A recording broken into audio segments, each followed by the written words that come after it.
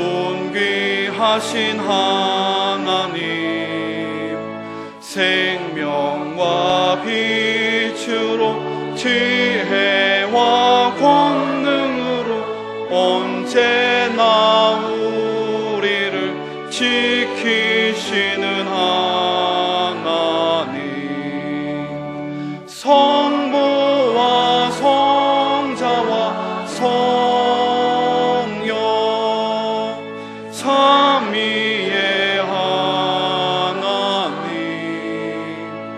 우리 예배를 받아주시옵소서.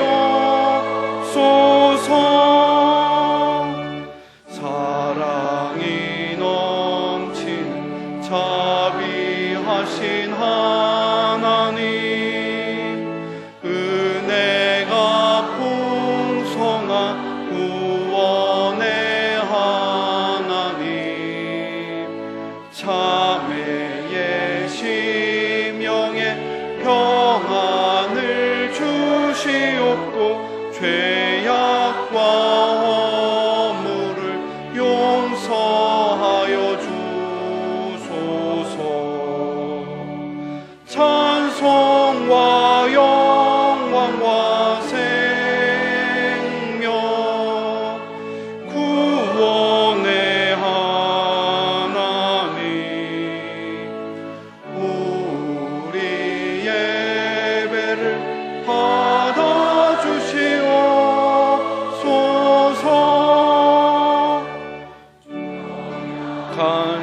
간심령을 굳게 세워주시고 우둔한 마음을 지혜롭게 하시고 주의 뜻 받들어 참되게 살아가며 주 말씀 알아서 용감하게 하소서. 권능과 지혜와 사랑 은혜의 하나님, 우리 예배를 받아주시옵소서.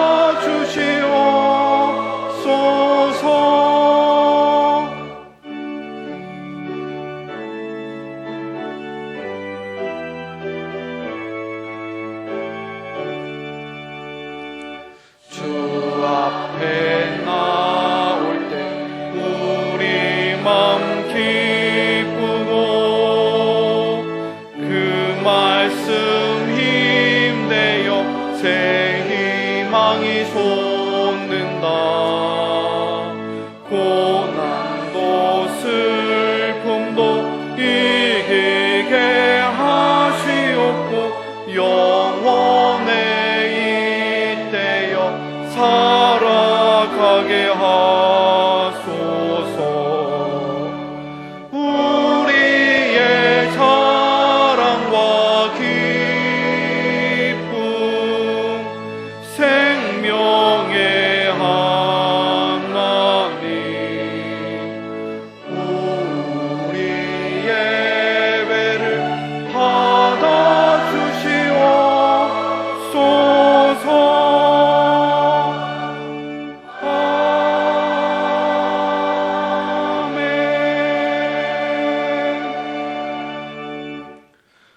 너희 모든 나라들아 여호와를 찬양하며 너희 모든 백성들아 그를 찬송할지어다.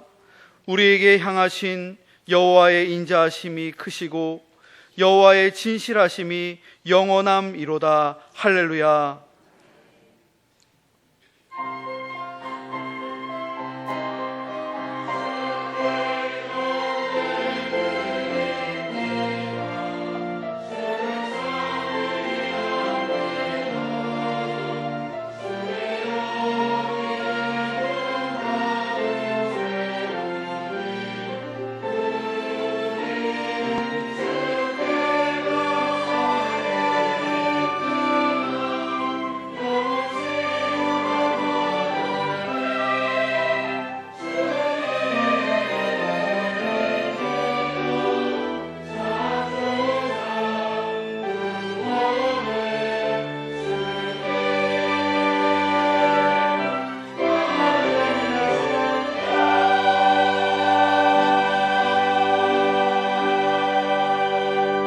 말씀으로 아름다운 세상을 만드신 하나님, 온 세상 만물과 더불어 하나님의 영광과 신비로운 섭리를 찬양합니다.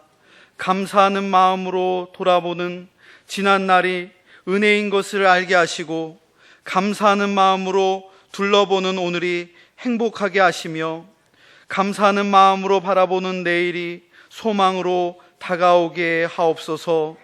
우리의 희망이신 주 예수 그리스도의 이름으로 기원하옵나이다. 아멘.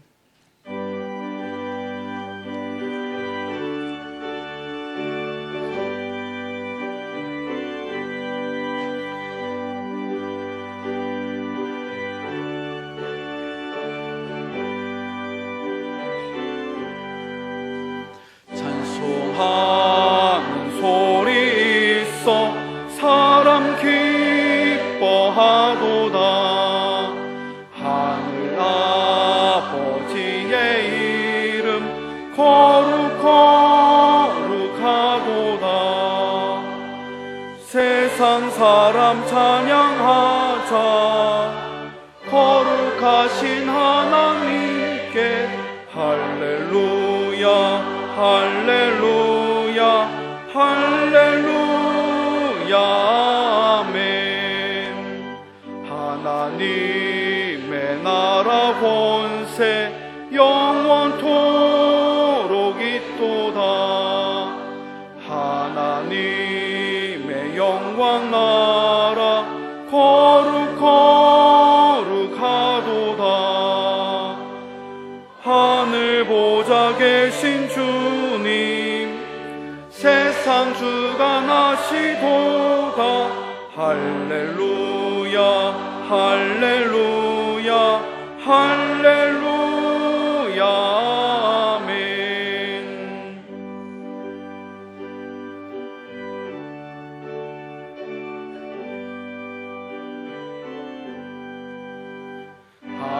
하나님의 크신 섭리 그 뜻대로 되도다.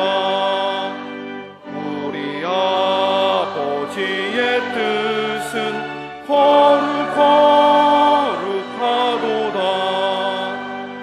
주여 속히 임하셔서 기쁜 날을 주옵소서. 할렐루야 할렐루야 할렐루야 아멘.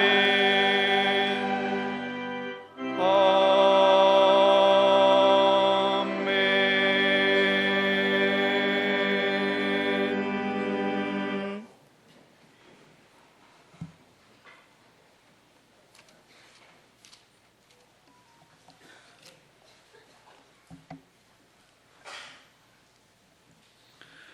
여호와께 감사하라. 그는 선하시며 여호와께 감사하고 그의 이름을 불러 아뢰며 그들이 광야 사막 길에서 방황하며 거주할 성읍을 찾지 못하고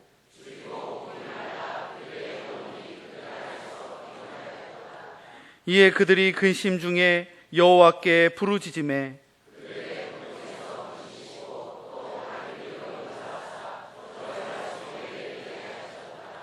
여호와의 인자하심과 인생에게 행하신 기적으로 말미암아 그를 찬송할지로다.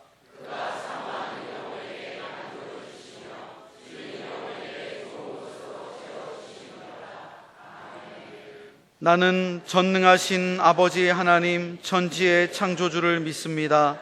나는 그의 유일하신 아들 우리 주 예수 그리스도를 믿습니다. 그는 성령으로 잉태되어 동정녀 마리아에게서 나시고 본디오 빌라도에게 고난을 받아 십자가에 못 박혀 죽으시고 장사된 지 사흘 만에 죽은 자 가운데서 다시 살아나셨으며 하늘에 오르시어 전능하신 아버지 하나님 우편에 앉아 계시다가 거기로부터 살아있는 자와 죽은 자를 심판하러 오십니다. 나는 성령을 믿으며 거룩한 공교회와 성도의 교제와 죄를 용서받는 것과 몸의 부활과 영생을 믿습니다. 아멘.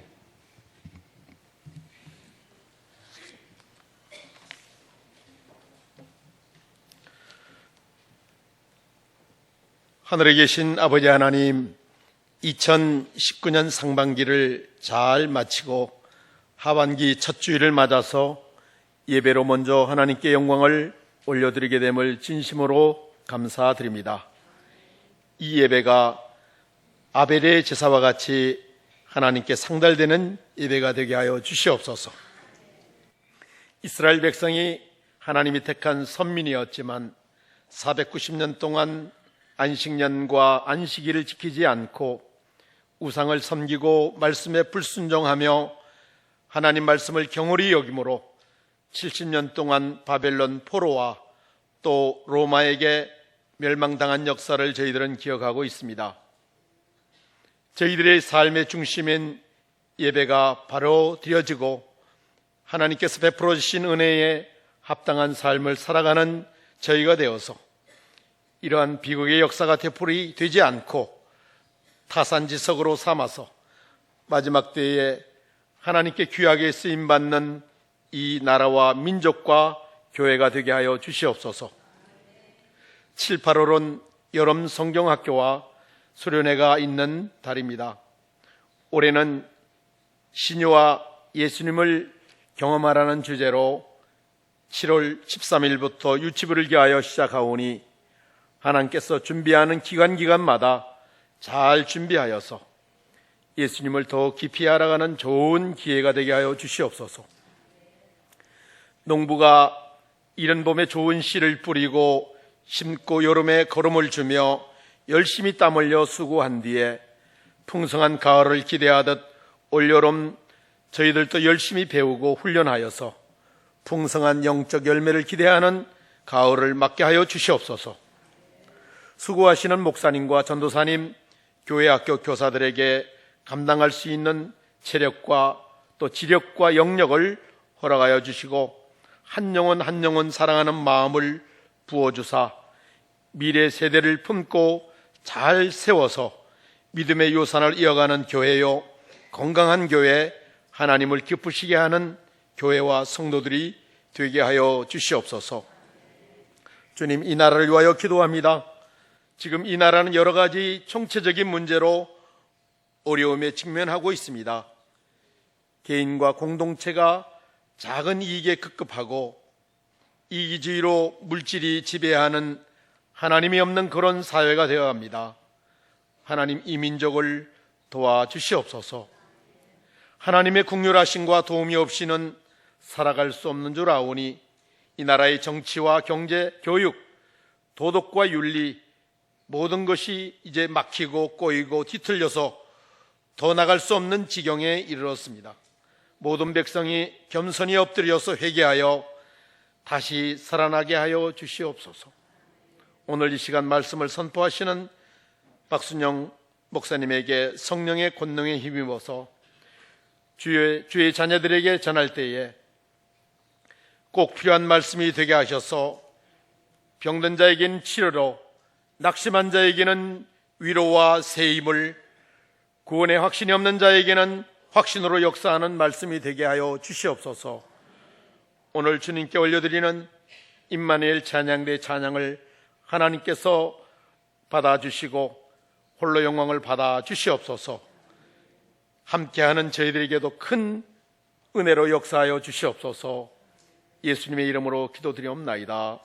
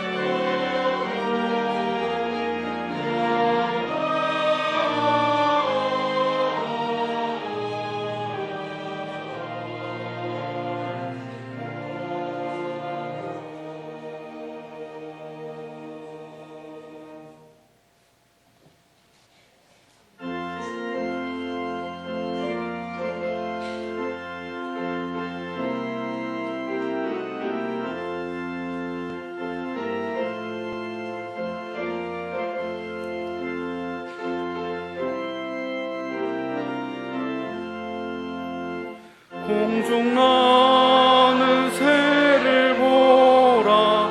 농사하지 않으며 곡식 모아 곡간 안에 들인 것이 없어도 세상 주관하는 주님 새를 먹여주시니 너희 먹을 것을 위해 근심할 것 무엇냐. 들의 백합화를 보라. 길쌈수고 안에도 솔로몬의 입은 옷도 입고만 못하였네. 아궁 속에 던질 불도 깊이 식거든 사랑하는 자녀들을 잎이 식지 않으랴. 너희들은 세상에서 무엇 먹고 마시며 무슨 옷을 입고 살까 염려하지 말아라. 이는 이방 사람들이 간구하는 것이요 너희 하늘 아버지는 너의 쓸 것 아신다.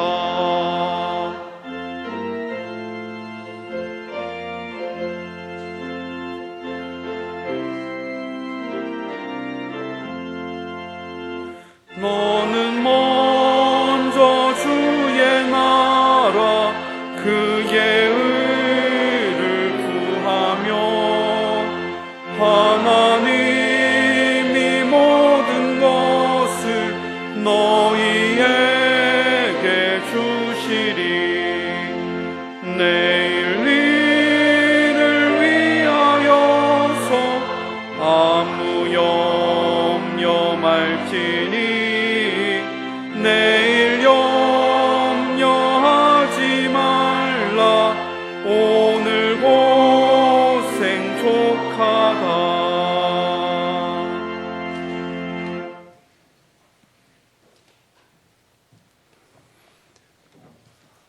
복에 복을 더하시는 하나님, 희망으로 맞이하였던 한 해에 허리를 접으면서 마음을 다해 감사와 찬양과 영광을 올려드립니다. 비가 오고 바람이 불고 가뭄이 있어도 마침내 열매 맺는 계절이 오듯 우리의 인생길에 고난과 역경이 있고 모진 시련이 있어도 그것 또한 풍성한 열매를 주시려는 하나님의 손길인 것을 깨달아 겸손하게 하시고 인내하게 하옵소서. 이스라엘 백성들이 첫 열매를 거두면서 하나님께서 주신 구원과 말씀의 은혜에 감사하던 절기에 참여함으로 우리도 언약의 백성임을 믿는 고백을 이 예물에 담아드립니다. 정성을 다하여 드리는 손길마다 더 풍성한 열매를 거두는 가을을 기대하게 하옵소서. 우리 삶의 가장 좋은 선물로 오신 주 예수 그리스도의 이름으로 기도하옵나이다. 아멘. 교회 소식 전합니다. 지난 주간에 정명숙 권사님 모친상을 치르셨는데 장례를 마치고 유족들이 예배에 참석하셨습니다. 정명숙 권사님 또 형제들 정재성님 또 사위 송기력 집사님 손자 송우석 군 여러분들이 지난 주간에 조문도 해주시고 또 위로해 주셨는데 오늘 예배 후에 가까이 가셔서 손잡아 주시고 위로해 주시면 고맙겠습니다. 다음 주일 일부 예배는 남전도의 조찬기도회로 드리면서 강사로 연동교회 장로이신 배영복 장로님께서 오시겠습니다. 육군 정훈감을 지내셨고 현재 도곡 현대사 연구소 대표, 또 6.25 진실알리기 본부이사로 사역하시는 귀한 장로님이십니다. 다음 주일 일부 예배입니다.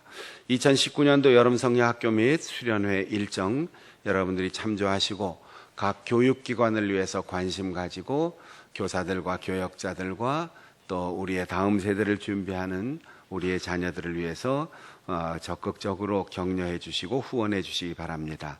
특별히 올 여름 전교인 산상부흥회는 해마다 8월 1일을 중심으로 시작했는데 이때가 교통이 가장 복잡하고 가장 덥고 작년에 무척 힘이 들었는데 조금 날짜를 비껴서 가장 덥고 또 교통이 혼잡한 시기를 피해서 앞으로 8월 15일 휴일을 끼고 여름 수련회를 하자 이렇게 당회에서 의논하고 올해 처음으로 8월 14일 수요일 저녁부터 16일 금요일 낮까지 수양관에서 진행합니다. 올해는 8월 14일부터 시작한다. 여러분 기억하시고 생활의 일정들을 조정하시고 적극 참여해 주시기 바랍니다. 오늘 의료선교부, 군선교회, 가정사역부, 원례회로 모입니다. 이번 주 화요기도회 5.6여전도회 주간입니다. 금요심야기도회 기관특송 5.6 남전도회입니다. 구역순회예배 이번 주 금요일 분당 1구역입니다. 교회 설립 74주년을 기념하는 9월에 작은 전시회를 준비하고 있는데 이 기회를 통해서 개인들이 신앙적으로나 또 우리 교회 성도들이 잘 알지 못하는 여러분의 가정사나 개인의 삶의 역사, 또 우리 교회의 중요한 역사적 자료들이 여러분 집에 있으면 제공해 주시면 복사하고 작은 전시회 끝난 후에 여러분에게 돌려드릴 것입니다. 이 일에 의미 있는 일에 적극 참여해 주시고 관심 가져 주시기를 바랍니다. 또 성지순례 참가자 사도 바울 선교의 길 광고 드렸는데 10월 28일부터 출발할 예정으로 본교인 부부 선착순 신청하시도록 지난주에 광고했습니다. 부득이 부부간에 갈 수 없는 분들이 혼자서도 다녀올 수 있으면 좋겠다, 그런 요청들이 있다고 해서 남은 좌석은 개인적으로 혼자 가시는 분들도 잘 참석할 수 있도록 길을 열어 놓았습니다. 부부가 아닌 신청자도 신현량 장로님께 문의하시고 신청해 주시면 함께 갈 수 있도록 참여가 가능하다고 합니다. 오늘 사마리아 영상선교회는 에덴교회, 중화동에 있는 에덴교회를 다녀옵니다. 이상입니다.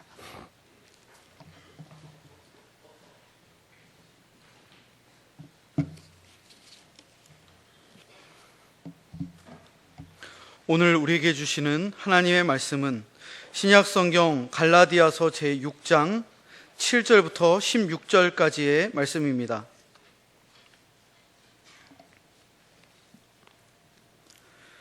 스스로 속이지 말라. 하나님은 업신여김을 받지 아니하시나니 사람이 무엇으로 심든지 그대로 거두리라. 자기의 육체를 위하여 심는 자는 육체로부터 썩어질 것을 거두고 성령을 위하여 심는 자는 성령으로부터 영생을 거두리라. 우리가 선을 행하되 낙심하지 말지니 포기하지 아니하면 때가 이름에 거두리라. 그러므로 우리는 기회 있는 대로 모든 이에게 착한 일을 하되 더욱 믿음의 가정들에게 할지니라. 내 손으로 너희에게 이렇게 큰 글자로 쓴 것을 보라. 무릇 육체의 모양을 내려 하는 자들이 억지로 너희에게 할례를 받게 함은 그들이 그리스도의 십자가로 말미암아 박해를 면하려 함뿐이라. 할례를 받은 그들이라도 스스로 율법은 지키지 아니하고 너희에게 할례를 받게 하려 하는 것은 그들이 너희의 육체로 자랑하려 함이라. 그러나 내게는 우리 주 예수 그리스도의 십자가 외에 결코 자랑할 것이 없으니 그리스도로 말미암아 세상이 나를 대하여 십자가에 못 박히고 내가 또한 세상을 대하여 그러하니라. 할례나 무할례가 아무것도 아니로되 오직 새로 지으심을 받은 것만이 중요하니라. 무릇 이 규례를 행하는 자에게와 하나님의 이스라엘에게 평강과 긍휼이 있을지어다. 아멘.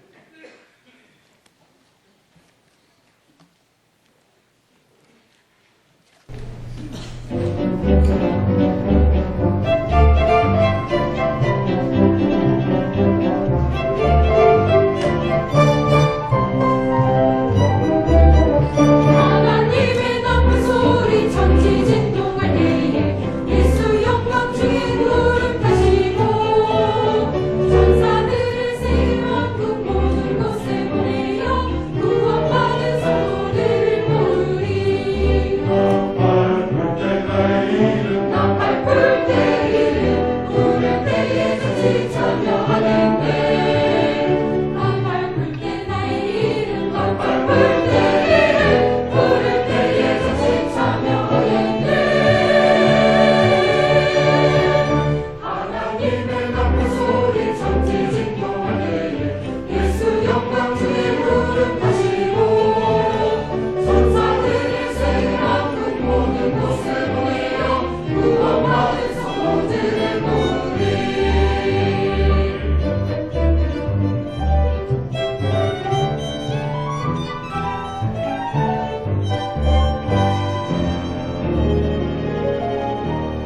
무덤 속에 잠자는 자 그들하시어라. 영화로운 부활 승리 얻으리. 주나들 모든 성도는 타고 올라가 공중에서 주의 얼굴을 배우리.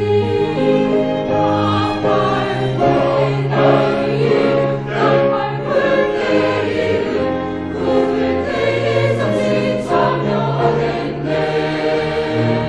나팔 나의 이름 나팔 불 때에는 부를 때에 잠시 참여하겠네. 나팔 불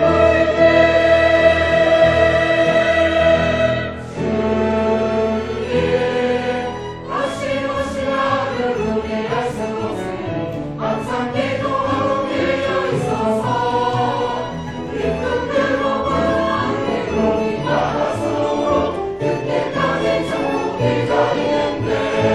나팔 불 때 나의 이름 나팔 불 때 나의 이름 나팔 불 때 나의 이름 부를 때에 다시 참여하겠네. 부를 때에 다시 참여하겠네. 부를 때에 다시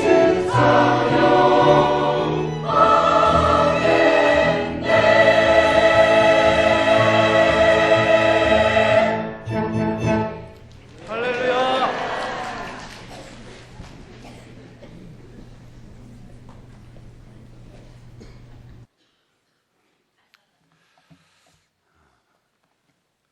운전하고 가다 보면은 사람인가 하고 마네킹이 서 있는 걸 보면 공사 현장에 교통 흐름이 끊어지지 않도록 이렇게 신호해주는 마네킹이 있어요. 오늘 주보를 흔드는 여러분의 그 손이 꼭 마네킹 같다. 이렇게 살아있고 노련한 사람은 스냅이 있어요. 부드러워요. 딱딱하질 않아요.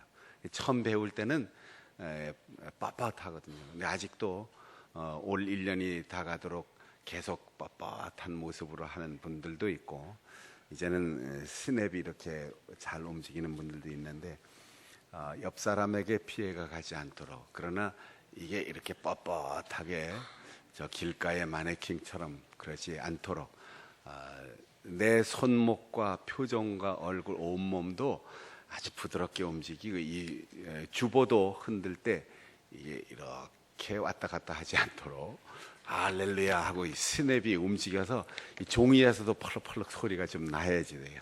그래야 우리 분위기가 확 좋아지고, 주일은 사순절 때도 날짜에 계산하지 않습니다.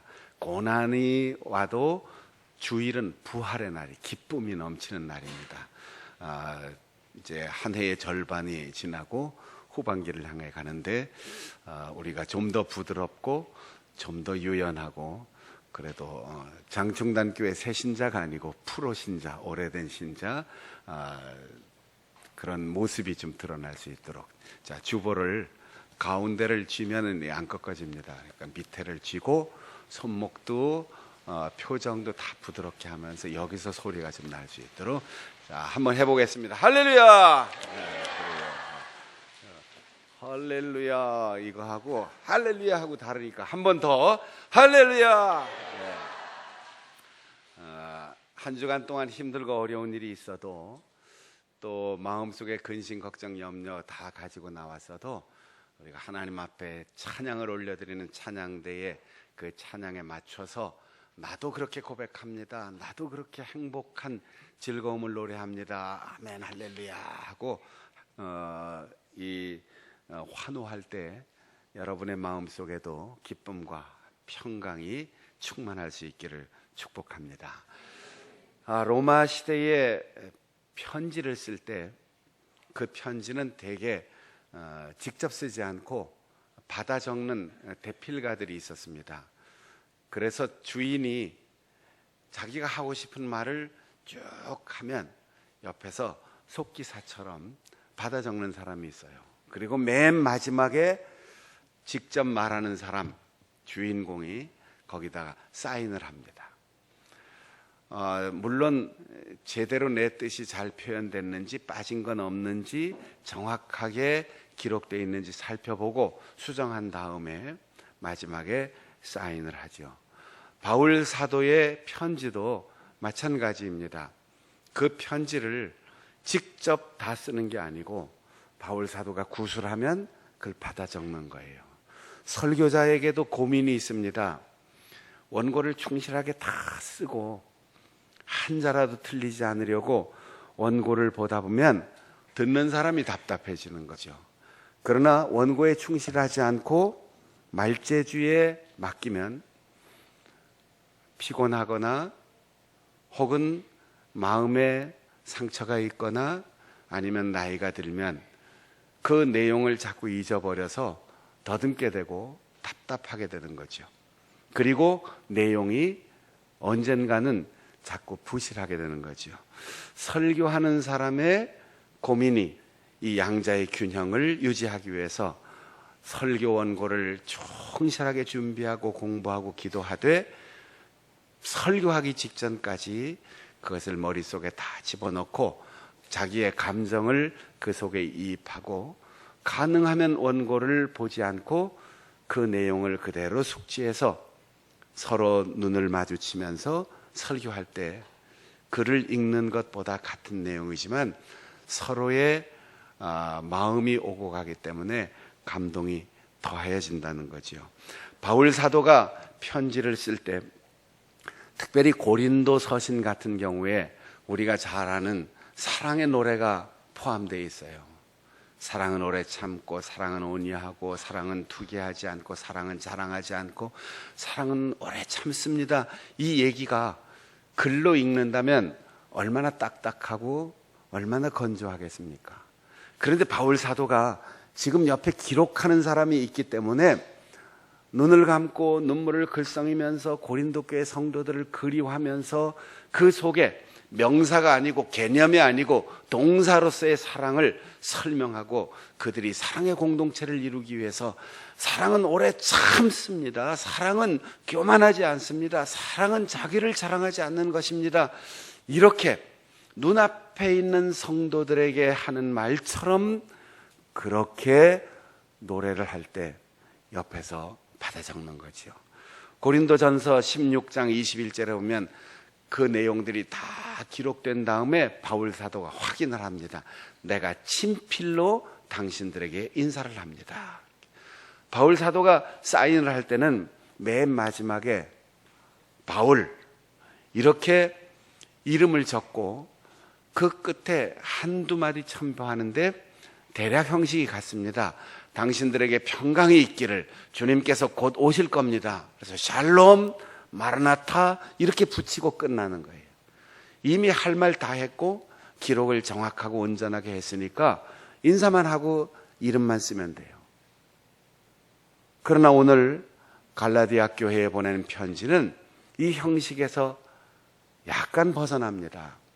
마지막에 편지에 자기의 이름을 사인하기는 하는데 거기에 짤막하지만 하고 싶은 말을 덧붙입니다.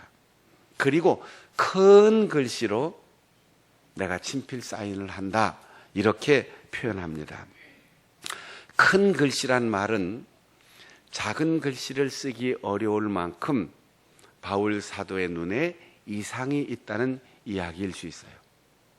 그리고 무언가를 덧붙일 때 그가 지금 하고 싶은 이야기를 다 했지만 혹시 여기까지 읽으면서 지나치지 않을까?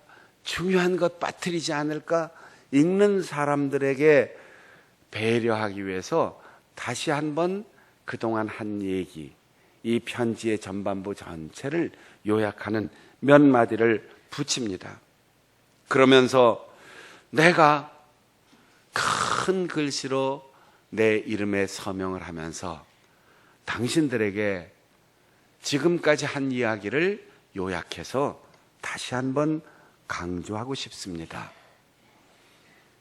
마지막에 샬롬, 마라나타 이렇게 인사하고 끝나야 하는데 몇 마디를 덧붙입니다. 제가 오래전에 어느 교회의 부목사 시절에 부목사가 주일날 낮예배 광고를 담당해서 광고를 한 적이 있어요. 당에서 모여서 이제 의논을 한 거죠.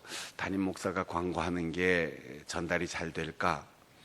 그래서 담임 목사님이 광고를 해보기도 하고 또 선임 장로님이 나와서 광고를 해보기도 하고 그러다가 결론을 내린 게 부목사가 하는 게 제일 적절하게 잘 전달하니까 부목사가 광고를 하자.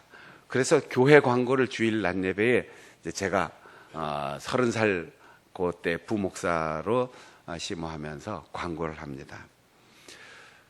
제가 성격상 군더더기 말을 잘 못 쓰고 생각이 많아서 주보 작성을 제가 하지만 그 문구를 다 인쇄해 놓고 나서도 주일날 아침이면 다시 읽어보면서 그러니까 이렇게라고 말하는 게 좋을까? 그러나보다는 그러니가 더 좋겠다. 이리하여 그렇게 갑시다 라고 말하는 것보다 그렇게 이리하여가 좋겠다. 이거를 주일날 아침 몇 번씩 읽어보면서 어떻게 하면 성도들이 정확하게 짤막하게 잘 이해할 수 있고 행동으로 실천할 수 있을까? 광고도 아주 고민을 하면서 했어요. 그런데도 담임 목사님이 설교하러 나와서 설교하기 전에 아까 부목사님이 광고를 했지만 그거는 여러분이 잊지 말고 꼭 이렇게 하셔야 됩니다. 높아심에서 또 얘기를 해요. 제가 광고를 정확하게 했는데도 전달이 잘 안 됐다라고 생각이 드는지 담임 목사님이 또 잔소리를 하시는 거죠. 그 이유는 앞에서 잘못하거나 또 앞에서 실수를 한 게 아니고 중요한 건데 혹시나 흘려들을까 봐, 혹시나 부주의해서 인식하지 못할까 봐 또 얘기를 한마디 더 붙이는 거죠. 바울 사도가 중요한 얘기들을 다 했지만 그래도 혹시 성도들이 이 편지를 공개석상에서 읽다가 누군가 오늘처럼 이렇게 무더운 여름철에 졸려서 깜빡할 수도 있고 또 다 듣다 보면 부주의해서 그것은 흘려들을 수도 있는데 이거 중요하다, 이거 잊지 말아라 하고 한 번 더 얘기하는 거죠. 그리고 큰 글씨로 글을 쓴다고 했습니다. 바울 사도가 글 쓰는 능력이 부족해서가 아닙니다. 필체가 난필이어서가 아닙니다. 이제는 눈이 흐려져서 작은 글씨를 읽지도 쓰지도 못하는 그런 나이가 되었기 때문입니다. 바울 사도에게 3번씩이나 정해놓고 작정 기도를 했는데도 하나님이 들어주시지 않았던, 남의 병은 고치고 기적을 행하면서도 자기의 몸에 한 가지 약점을 평생 지니고 살았던 것이 무엇일까? 이 편지를 통해서 짐작해 보면 아마도 시력이 약하여 눈이 잘 보이지 않는 것일지 모른다. 이렇게 대략 학자들은 합의를 하고 있습니다. 바울 사도의 눈이 젊을 때 좋았습니다. 그리고 내가 보는 게 정확하고 내가 보는 게 옳고 내가 생각하는 것이 맞다. 이래서 돌멩이를 들어 사람을 쳐 죽이는 유대인들 뒤에서 옷을 지켜주면서 잘한다 하고 박수치는 사람이었어요. 거기에서 한 걸음 더 나가서 율법의 눈으로 세상을 보고 선민의 자아의식을 가지고 세상을 보면서 세상에 다 틀렸다. 그 중에서도 저 예수 믿는다는 사람들은 아주 지옥의 밑바닥을 가야 된다. 그렇게 판단하고 그것이 옳다고 굳게 믿으면서 하나님을 향한 열심을 다해 사람들을 체포하고 사람들을 감옥에 넣고 사람들을 죽이는 것에 열과 성의를 다하였습니다. 바울의 인간미가 없었기 때문이 아닙니다. 율법의 지식이 부족했기 때문이 아닙니다. 그는 그것이 옳은 줄로 알았어요. 그리고 더 많은 사람을 체포하기 위해서 영장을 받아가지고 다메섹으로 달려가다가 호련히 둘러 비치는 빛 속에서 자기를 부르는 예수 그리스도의 음성을 듣고 거기서 십자가의 주님을 만나고 눈이 멀어버렸어요. 3일 동안 눈이 보이지 않았습니다. 자기에게 그런 일이 닥치리라고 누가 상상이나 했겠습니까? 정확하게 보고 바르게 보고 바르게 판단한다고 믿었던 자기가 아무것도 볼 수 없다는 사실에 얼마나 절망했겠습니까? 아나니아라는 사람이 와서 그에게 안수할 때 그의 눈이 떠지는 것이 아니고 그의 눈에 비늘이 벗겨졌다고 했습니다. 그가 자기 중심으로 보고 세상의 모든 사람들이 다 틀렸고 모든 사람들이 악하다고 보던 그 눈, 비늘이 있었기 때문입니다. 비늘은 파충류의 피부입니다. 뱀과 같은 냉혈 동물에게 있는 껍질입니다. 그것이 그의 눈에 있었다는 사실입니다. 그래서 바울은 그 눈의 비늘 때문에 세상을 파충류의 눈으로 보게 되었던 것이죠. 계시록 2장에 보면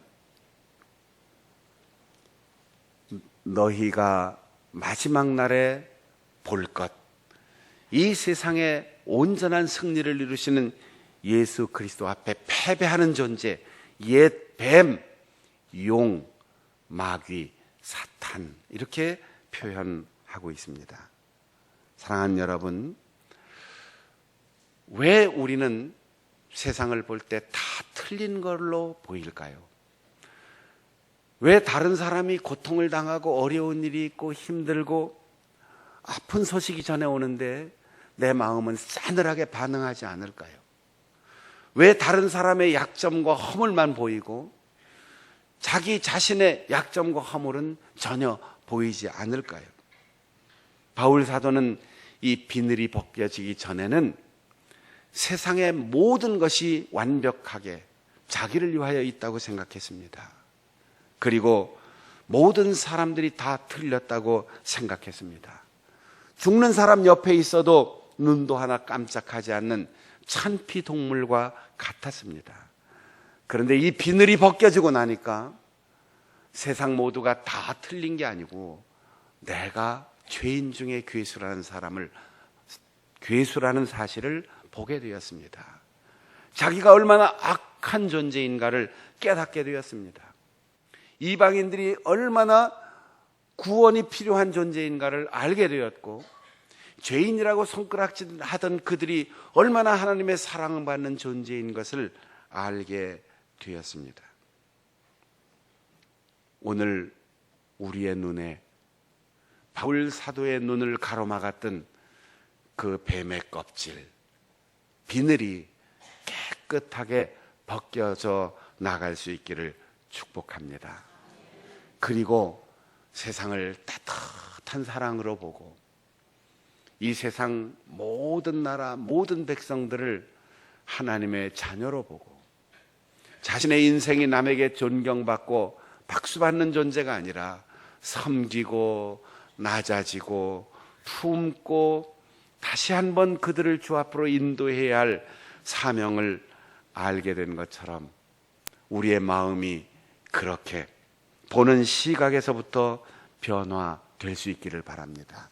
그래서 눈물 흘리고, 그래서 희생하고, 그래서 수많은 악조건의 죽음의 위기를 극복하면서 평생을 헌신한 노사도, 그 많은 정신적 고통과 사명을 위한 눈물의 세월이 있었기에 그의 눈이 아마도 일찍부터 흐려지지 않았을까, 그렇게 생각합니다. 오늘날도 여러분들 정신적으로 심한 고통을 당하거나 어려운 일이 있으면 머리카락이 하루아침에 새거나 시력이 나빠져서 잘 보이지 않을 수 있어요. 바울 사도가 큰 글씨로 쓴다라고 하는 이 문장 앞에서 우리는 정말 눈이 흐려지도록, 우리의 시력이 나빠지도록, 세상을 보는 눈이 바뀌어지고 하나님 앞에 눈물 흘리는 헌신과 희생과 기도의 삶이 이어지고 있는가, 깊이 자신을 성찰할 수 있기를 바랍니다. 남을 잘 보는 눈보다 내 안을 깊이 들여다볼 수 있는 눈이 우리에게 필요하다는 것입니다. 바울 사도는 그러면서 노파심처럼 이렇게 말합니다.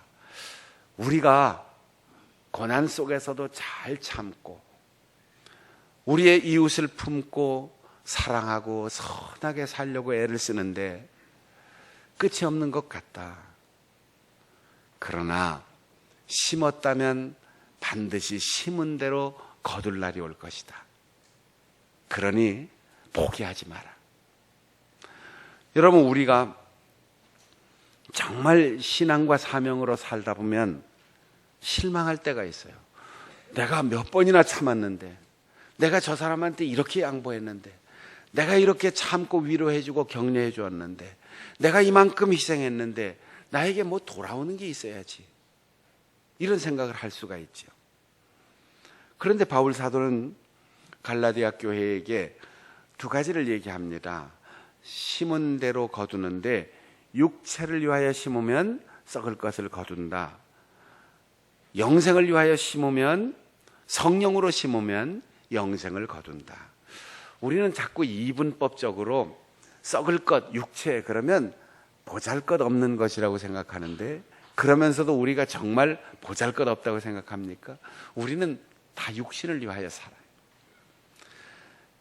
우리가 좋은 음식을 먹고 건강 관리하고 질병을 예방하고 이렇게 살아가면 100년의 행복이 우리에게 있는 겁니다. 그래서 썩어질 것이라고 우리의 육체를 천대하지 않고 하나님께서 우리에게 주신 이 사명의 기회에 써야 할 우리의 몸을 잘 관리해서 우리의 육체를 위하여 열심히 심으면 비록 썩어질 육체이지만 하나님 앞에 잘 봉사하고 우리의 가족이나 우리의 자녀들에게 누가 되지 않도록 건강하게 100년을 살 수 있어요. 아니, 120년도 산다는 거죠. 그러나 우리가 성령으로 하나님 앞에 살면 100년, 1000년, 만년 헤아릴 수 없는 영원의 세계, 영생을 살 수 있다는 거예요. 육신을 위하여 우리가 얼마나 애씁니까? 그것보다 오랫동안 영생을 누릴 그 하나님 나라의 삶을 살아가기 위해서 우리는 성령으로 살아야 한다는 거죠. 심은 대로 거둔다고 했어요. 심은 그대로. 여기 그대로라는 말은 두 가지 의미가 있습니다. 하나는 종류가 그대로. 콩을 심으면 뭐가 나요? 우리를 뭘로 알고 말이야 그런 질문하는지. 콩을 심으면 팥이 납니다. 그렇죠? 콩을 심으면 콩이 나요. 팥을 심으면 팥을. 박순영 목사가 심으면 콩이 팥으로? 아니에요. 제가 부활절에 계란을 받고 거기에 그 토기로 만든 계란 하나가 들어있어서 깨고 물 주고 심었는데 지금 제 방에서 아마 강낭콩으로 짐작되는 줄기가 이렇게 올라와서 제가 제 키만큼 올려놨어요. 콩을 심으면 콩이 나오게 되어 있습니다. 종류가 바뀌지 않아요. 또 하나, 심은 종류대로 나되 심은 양만큼 난다는 거예요. 여기에 기적이 있어요. 하나를 심었는데 100배로 결실하면 100개가 나옵니다. 10개를 심으면 몇 개가 나올까요? 10개를 심으면 산수가 잘 안 되시는군요. 10개를 심으면 100배로 1000개가 나와요. 그러면 하나를 심을 때 10개를 심은 사람과 차이가 몇 개의 차이입니까? 9개의 차이예요. 그러나 거둘 때는 900개의 차이가 나는 거죠. 여러분 개수로 계산하니까 잘 감이 안 오죠? 돈이 지배하는 사회를 살고 있으니까 돈으로 얘기합시다. 10,000원 심으면 얼마가 나와요? 100배로 100만 원. 10,000원 심을 때 10만 원 심으면 1,000만 원. 그럼 처음에 심을 때 차이는 9만 원 차이. 거둘 때 차이는 900만 원 차이. 돈으로 얘기하니까 조금 여러분이 감이 잡히는 것 같아요. 하나님께서 우리에게 사명의 기회를 주시고 일을 할 수 있도록 할 때 종류대로 육신을 위하여 심으면 육신을 위하여 신경 쓰는 만큼 건강으로 거두지만 성령으로 심으면 영생을 거둔다는 거예요. 그때 거둘 때는 그 양이 비교할 수 없이 육신을 위하여 심는 자 100년, 120년의 행복을 거두지만 성령으로 심는 자 영원한 생명을 거둔다는 거죠. 다 같이 한번 해볼까요? 심은 대로 거두리라. 심은 대로 거두리라. 종류대로 100배의 차이가. 이거 잊지 마세요. 심은 대로 거둔다는 건 종류는 그대로. 그러나 심은 양만큼 100배의 기적이 일어난다는 거예요. 언제 거둡니까? 어젯밤에 심었는데 오늘 거두는 게 아니에요. 제가 처음에 그 부활절 계란을 받고 위에를 깨고 물을 주고 기다렸는데 며칠 동안 아무 소식이 없어서 아이고 이거 실패인가 보다 버릴까 하다가 기다렸어요. 그랬더니 그 흙으로 만든 계란 속에서 뭐가 이렇게 올라와요. 근데 상당히 큰 떡잎이 올라오는데 좀 빨리 올라왔으면 좋겠어요. 하루가 지나도 그대로, 이틀이 지나도 그대로, 3일이 지나도 그대로. 그래서 제가 껍질을 확 벗겨버리고 싶은데 그래도 놔뒀습니다. 제 눈에는 전혀 보이지 않았는데 어느 날 나와보니까 씌워진 껍질도 벗어지고 떡잎이 콩알 모양이었는데 점점 그것이 줄기를 타고 올라오면서 잎이 피기 시작하고, 줄기가 올라오기에 포장지 끈으로 쭉 줄을 매달아 주었더니 내가 보는 데선 전혀 안 움직이는데 언젠가 하루 지나고 이틀 지나면 자꾸 덩굴이 감고 올라옵니다. 때가 되면 처음에는 한 뼘 정도 있을 때 잎이 펴서 그 왜 잎이 왜 빨리 안 피나? 그렇게 생각했더니 줄기가 한참 올라와서 힘있게 붙잡은 다음에 또 잎이 올라오더라고요. 줄기가 튼튼하게 붙잡을 것을 감지 않고 잎이 피고 잎이 크면은 쓰러질 거 아니에요. 그러니까 말은 못하지만, 표현하지 못하지만 식물이 우리보다 더 지혜로운 거지요. 반드시 때가 되면 거둘 것이다. 이솝 우화에 이런 얘기가 있습니다. 시장에 나가서 거위를 한 마리 사왔는데 그 거위가 아침마다 황금으로 된 알을 낳는다는 거예요. 여러분, 황금으로 된 거위 알, 그거 얼마나 대단하겠어요. 부자가 된 거지요. 열흘만 길러도 요즘으로는 거부가 되는 거죠. 그렇게 매일매일 황금알을 낳아주는 거위가 있는데, 어느 날 이 사람이 가난해서도 아니에요, 배고파서도 아니에요, 부자가 되었는데 하루에 하나씩 알 낳는 거 이거 답답해 견딜 수가 없어. 저 배를 갈라보면 저 속에 엄청난 황금이 들어있을 것 같아. 그래서 거위의 배를 갈랐더니 거위는 죽고 거위의 뱃속엔 아무것도 없었어요. 여러분, 우리는 매일매일 조금씩 조금씩 하나님이 우리에게 주시는 그 은혜를 소중히 여겨야 돼요. 망하는 건 욕심 때문에 망하는 겁니다.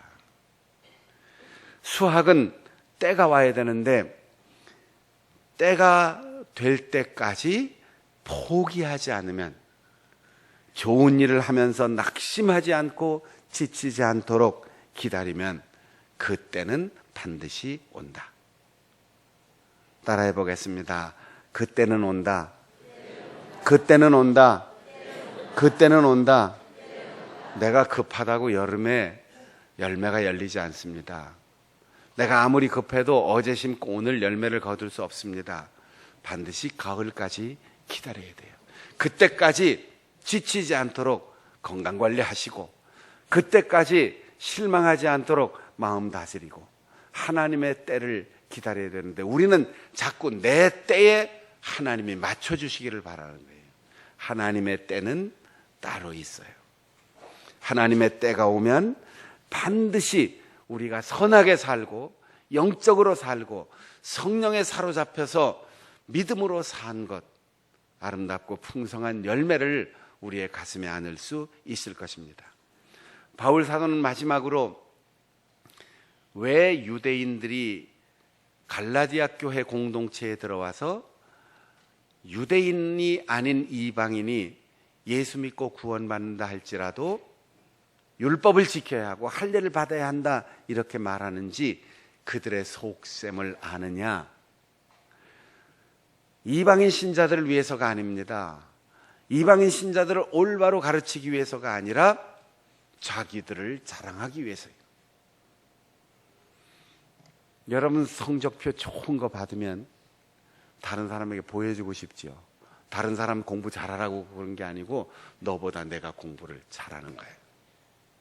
남들이 선망하는 대학에 자녀들이 들어가면 아이고 공부도 별로 안 한 것 같은데 그 녀석이 그 학교를 들어가서 자랑하고 싶은 거죠.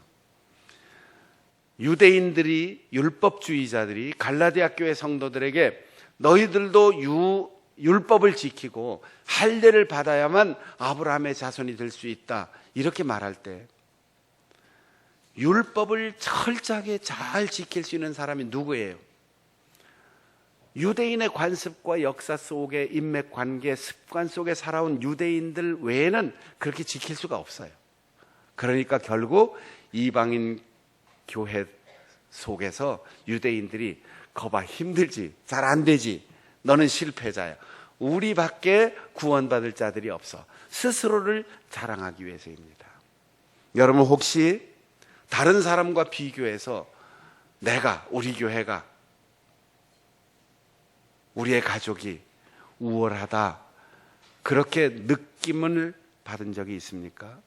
그때 우리 조심해야 됩니다. 바울 사도는 이 세상에 어떤 유대인보다 자랑할 게 많았어요.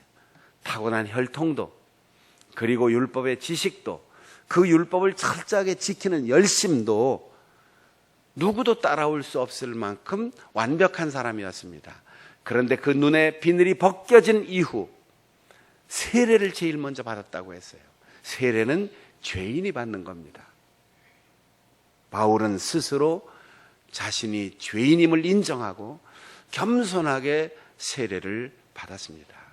우리는 겸손 또 겸손해야 됩니다. 하나님의 은혜입니다라고 고백해야 돼요.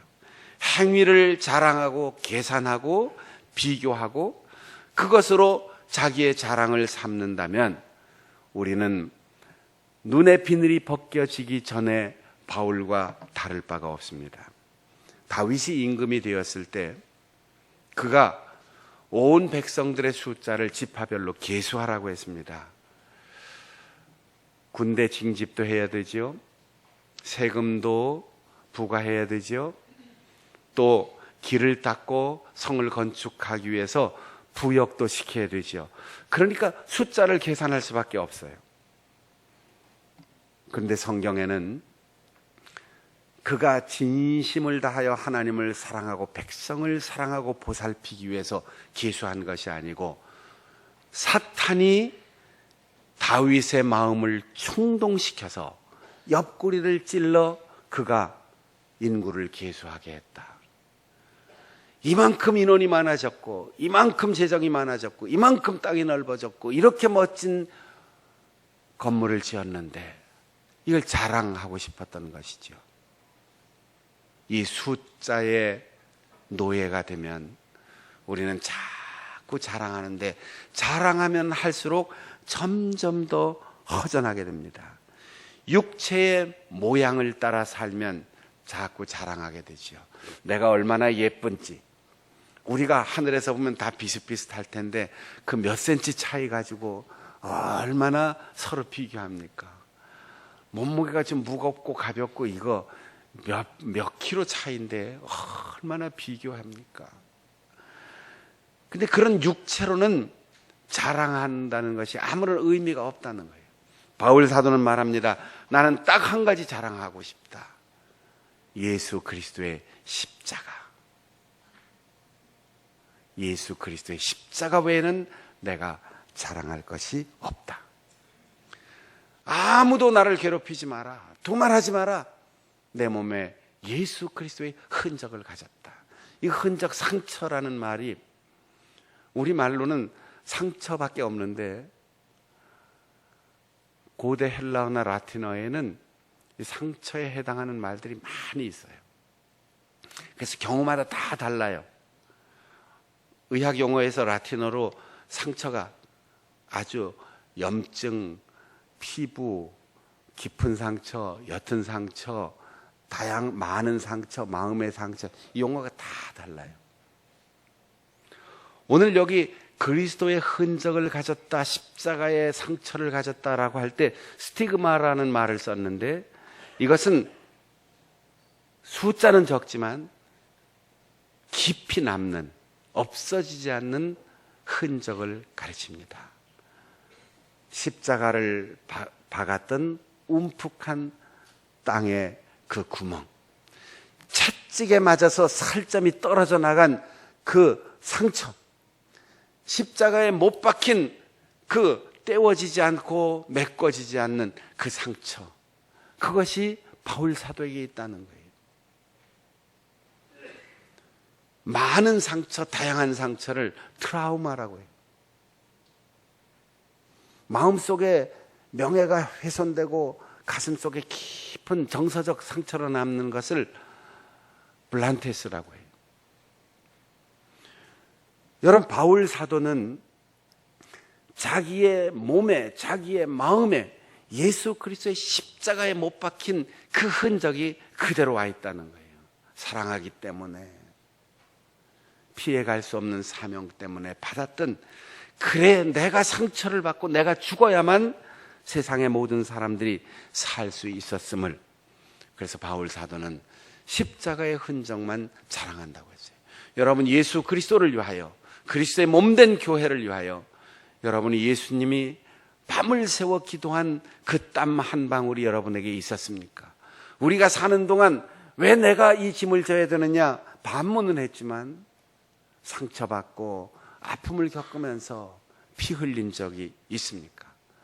내가 자랑할 수 있는 수많은 것들 나열하면서도 정말 예수 그리스도의 십자가의 흔적이 나에게 있습니까? 바울은 말합니다. 십자가에 난 두 가지를 못 박았다. 세상의 모든 자랑할 만한 것 다 못 박아서 세상이 나에게는 없어졌다, 죽었다. 또 내가 십자가에 못 박혀서 나도 죽었다. 이제는 내가 산 것이 아니고 내 안에 그리스도께서 사셨다. 그러니 우리가 자랑할 것 오직 새로 지음을 받은 것, 거듭난 것만 얘기하라. 율법, 할례, 혈통의 신분 아무것도 이야기할 필요 없다. 이 거듭난 사람, 새로 지음을 받은 사람에게 평강과 긍휼이 있을지어다 라고 인사합니다. 여러분, 낙심하지 말고 포기하지 말고 선한 길을 끝까지 달려가십시오. 그리고 예수 그리스도의 십자가의 흔적이 내 몸에 생길 때마다 감사합니다. 주님을 닮은 길을 걸을 수 있음을 감사합니다.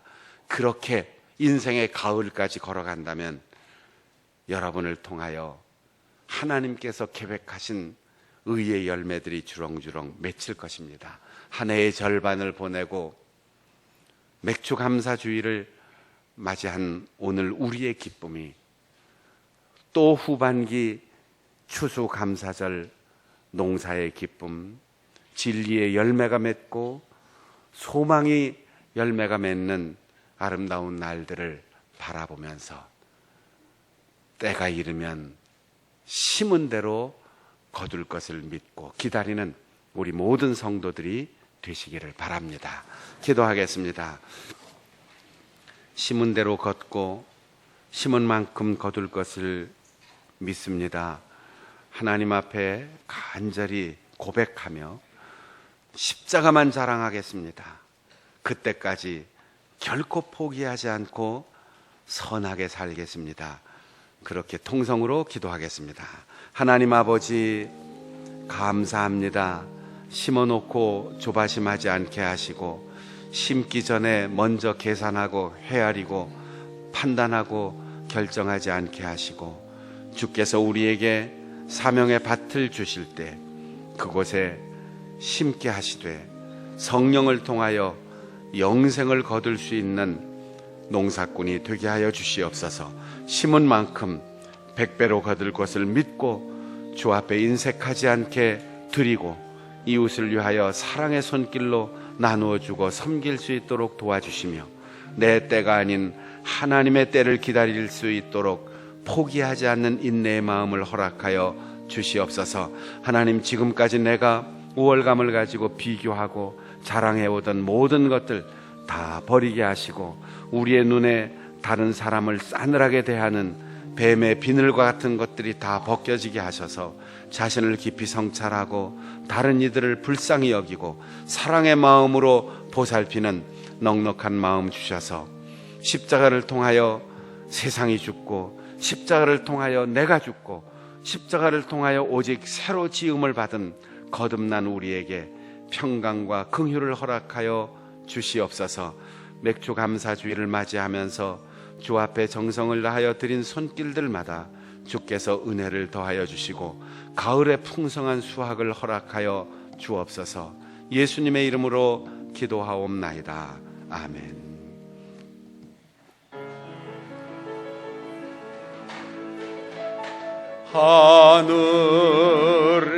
하늘에 계신 아버지 이름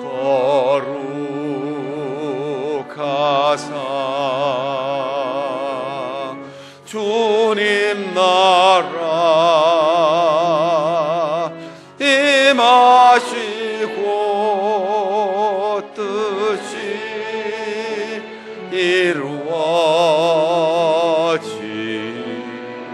이루어지나 날 양식 주시고 우리들의 큰 죄 다 용서하옵시고 또 시험에 들게 마시고 악에서 구원하소서. 대개 주의 나라 주의 권세 주의 영광 영원히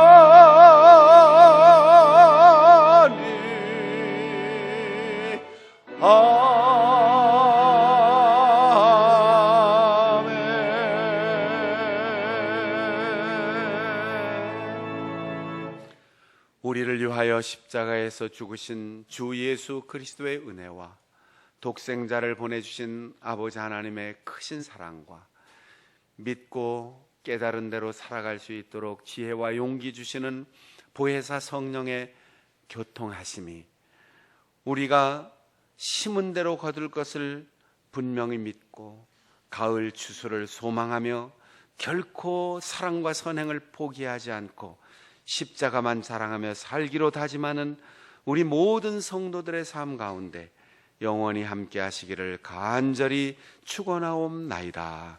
아멘.